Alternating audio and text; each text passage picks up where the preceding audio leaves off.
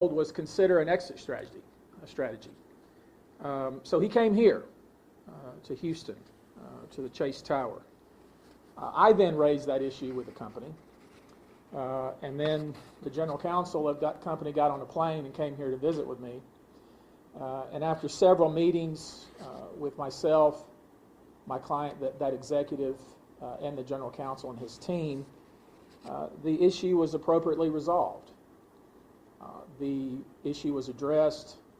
The executive was able to make an appropriate exit, and everything was fine, and it never entered the public sphere. It didn't happen like that here, and that's what we tried to get to happen here. This was not a situation that when Dr. Cauthen raised these issues with the management of the Spurs, she didn't run to the press.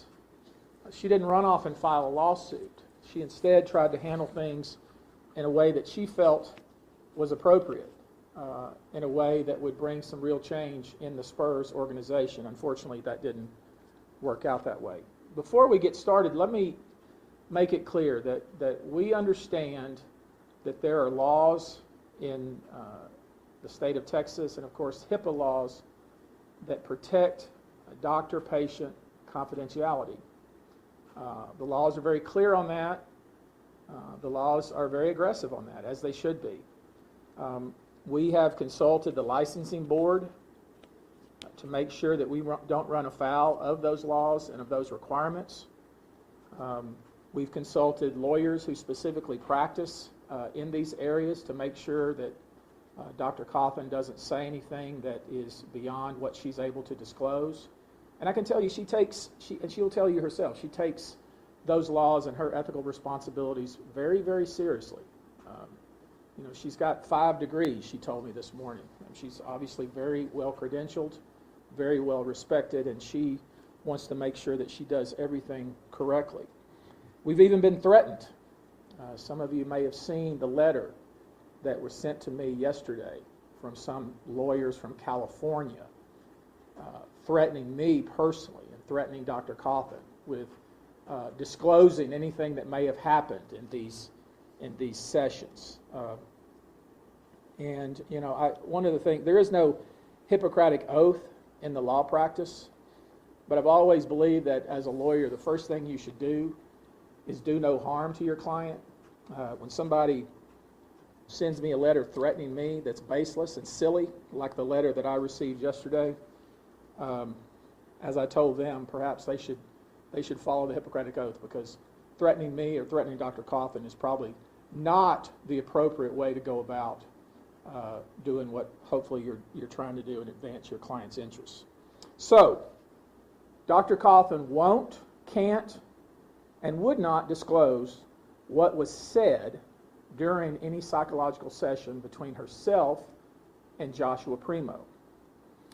She can only disclose what is actionable conduct. That is, conduct that might be considered and probably would be considered criminal under Texas law and actionable in civil law.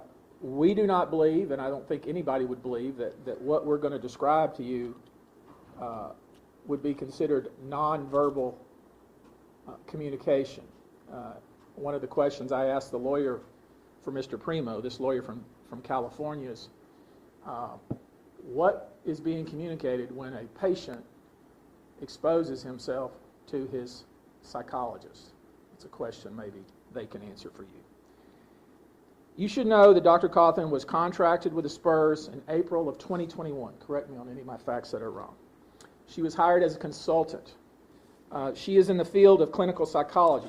She has a PhD. She takes a comprehensive approach. She can help, of course, with performance issues.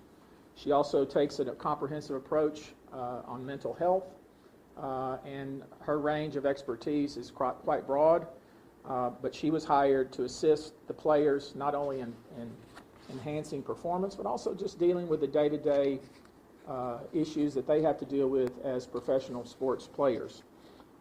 She was on staff, and I think she'll tell you, to help the players be better players and better people.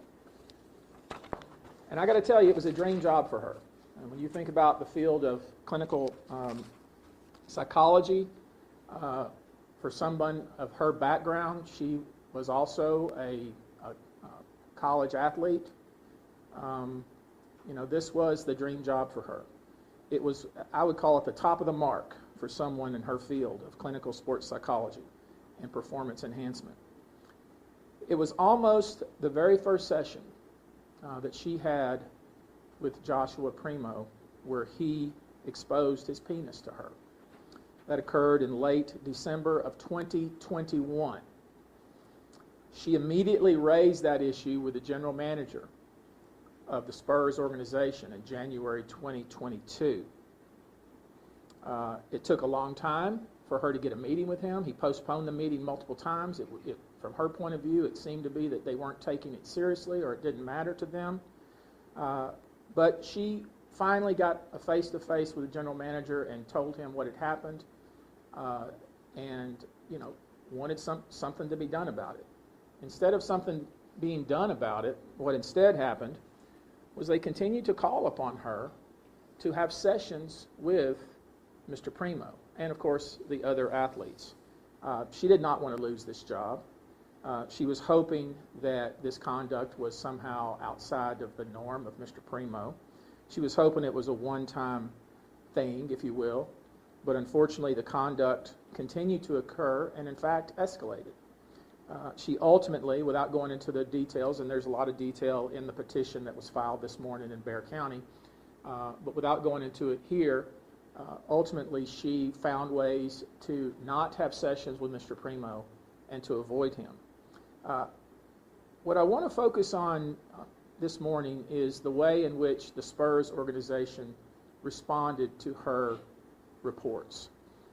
As I've already said, the general manager did his best to avoid a meeting with her, but when he did have a meeting with her, he assured her that there would be an investigation, that there would be a written report. He called it a write-up. He assured her that Primo would be, the issue would be addressed with him, that he would be counseled, the conduct specifically would be addressed, and that there would be consequences. None of that occurred. In fact, his conduct wasn't restricted in any way. Instead, what happened was Dr. Cauthen's activities were restricted. At one point, she was told, you can just work from home. At another point, she was told, you don't need to come to the facilities anymore. Just work from home. And it's okay if you don't come to the facilities.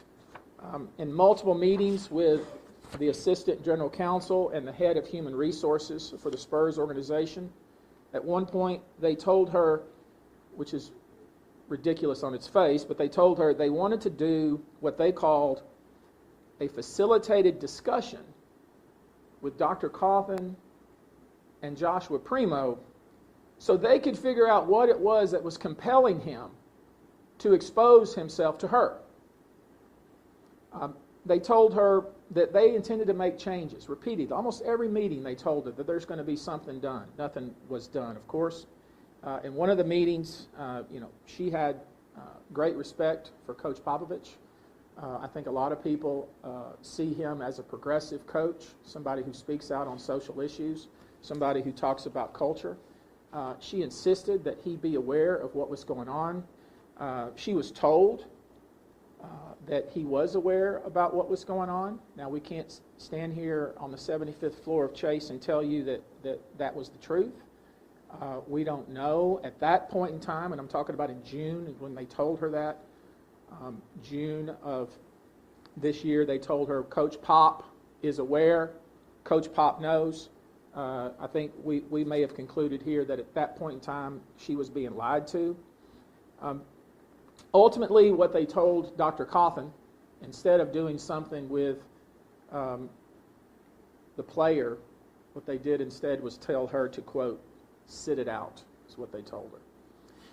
And then in July, when the team went to Las Vegas for some events for the 2022 summer season, they told her she didn't need to attend, she didn't need to travel with the team, although typically she would have. And then ultimately she was told, and I think this is kind of the most ridiculous thing she was told, they told her that they, that is the administration of the Spurs, and the team itself had lost trust in her. And as she sat at home, apparently, and this is from reports because we had no involvement in any of this, but apparently as she sat at home, Mr. Primo, it's been reported, did it again in Vegas. Her contract came up for renewal in August. They chose not to renew her contract. And I guess nothing ever would have been done about this. We had been, by this point, she had contacted this office. I had contacted the lawyers for not only Mr. Primo, but also the Spurs organization. We had had multiple conversations about meetings that we were going to have. We were resolved again to keep this quiet, not to put this into the public sphere, and try to see if we could figure out a way to put changes in place so this type of thing wouldn't happen again, and also make sure that there was never any suggestion that she left because of anything she did. But apparently, more than a week ago in Minnesota, the conduct occurred again. And it was that conduct, I think, that precipitated Mr. Primo being released from the team. And so at that point, after more than 10 months of knowing about this conduct, after the general manager knowing about it, the general counsel, the deputy general counsel, and the head of HR, after 10 months, they finally released Joshua Primo. And I guess to add insult to injury, the public statements that the Spurs made, and the statement made by Mr. Primo are complete farces, a complete whitewash, and do not reflect actually what happened here. At the Spurs organization, they like to say that this is bigger than basketball, is what they say. They say their tenets are respect, care, and integrity. You'll see that on their website. You'll see that in some of their public statements. They say it's respect, care, and integrity, and of course, as you can see, they failed on all counts.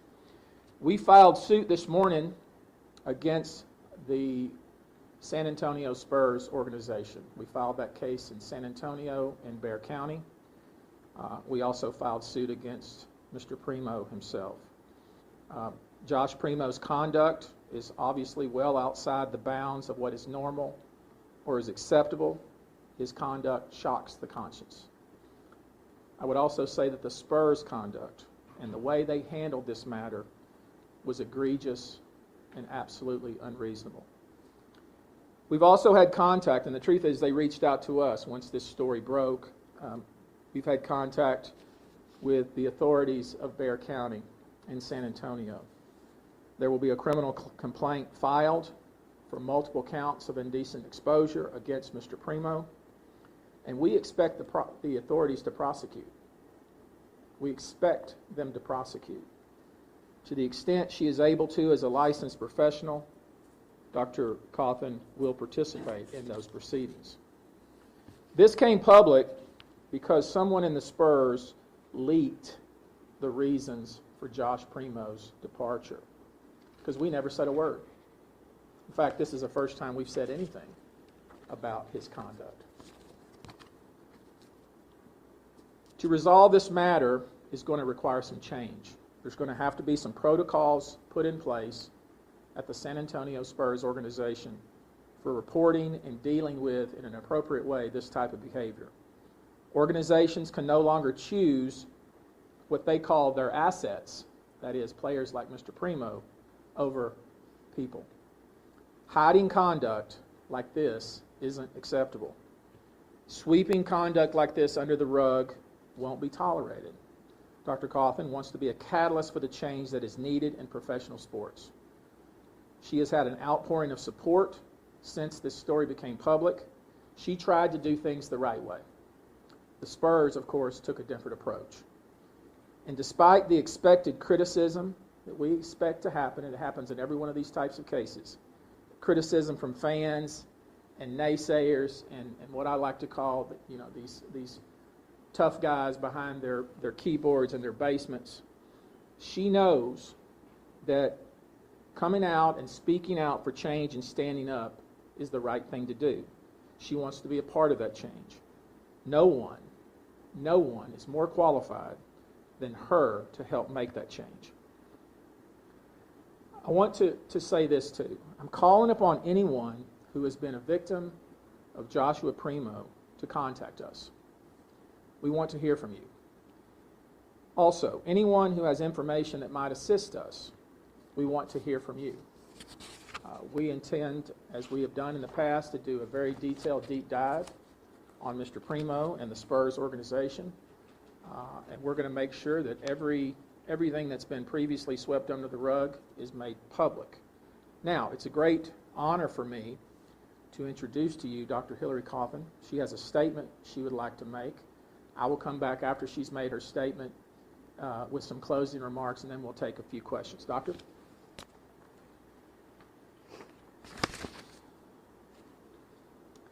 I have an obligation under Texas state law and HIPAA, which I take very seriously, and I will not violate. I am disheartened to be standing here sharing the events of my story, but I'm also very humbled and honored to have the place to share words that others may have not been able to. I'm a clinical sports psychologist. I'm a mother of 4 wonderful daughters. I'm a woman, and I am a victim. I am many things, but I'm not alone in the fight to do the right thing. The right thing is saying, no, this is not okay, to hold people accountable, to make systemic change, and to protect those that suffer in silence. The right thing is also saying, I'm sorry. I have failed you, and we need to do better. My passion is to help others learn how to thrive in their world and to help organizations develop a culture of care. The organization I worked for has failed me.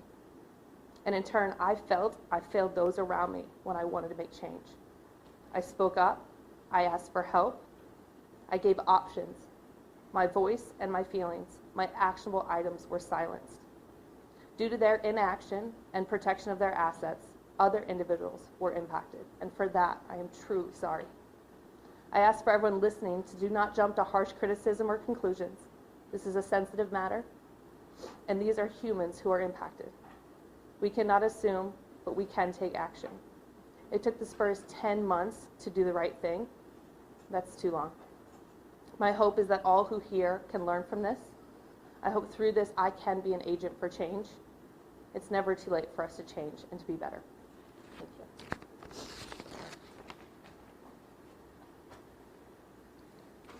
The case we have filed, and of course we will distribute it for you, seeks justice for Dr. Cauthen.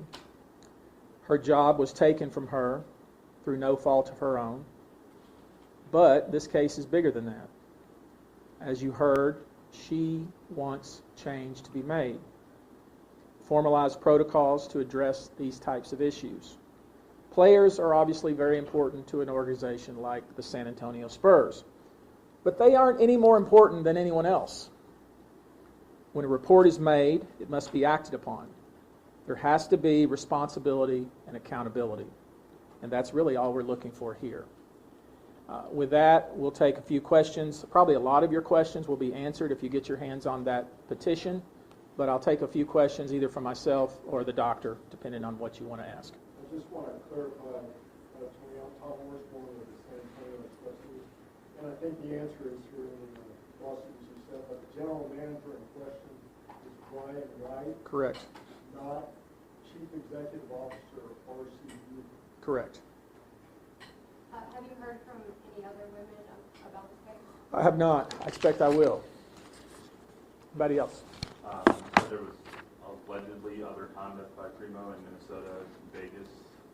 Are those other women who are expecting to come forward, or what was that? I'm hoping they come forward.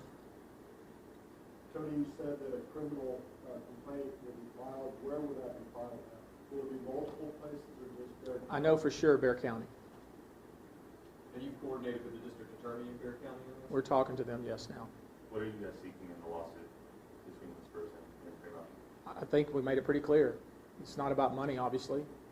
This is about putting in place formalized protocols that when a professional, and it doesn't have any, here you have, of anyone who could come forward and say, look, this happened, we need to address this is a problem, there's something clearly wrong here.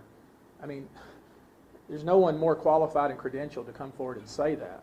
And this is the way they treated her. Imagine somebody who doesn't have a PhD, somebody who's not credentialed, somebody who was not, at the top of her field. This needs to change, and it needs to change now. What evidence do you have that something happened in Minnesota and in Vegas? Just what reports that we've received from the team. I mean, the truth is, all of this came about, all of this became public because of people from the Spurs. Hillary, you kind of touched on this, but how disappointing is it that, what you love and the career that you worked so hard for in this instance has been taken away from you? Yeah, I was honored and grateful to even have the opportunity to be embedded in a team. It's very rare to have someone that has the chance to build something with an organization, and I chose to build something with people that I trusted. And I feel like, more importantly, I've lost the impact to help other individuals in that organization. It was taken away from them, and I lost my job. It's really hard. After the initial saying so in January, what was the last contact you guys had after Minneapolis, after something happened there that resulted in the release of Primo? What was the last contact you guys had from the Spurs?